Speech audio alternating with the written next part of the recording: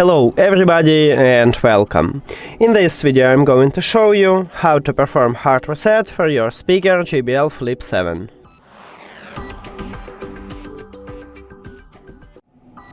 To perform a hard reset, you need to press simultaneously play pause button and volume up button for at least 2 seconds until your speaker is turned off. So let's try it.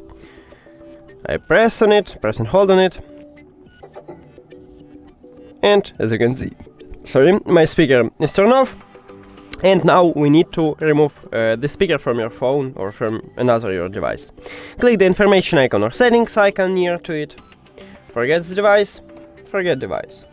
If you have Android, click pair new device, and after that press one time at the power button to turn on your speaker. After a hard reset, the speaker enters to prank mode automatically, so we don't need to press at the Bluetooth button. And right here we can see it. Now tap on it.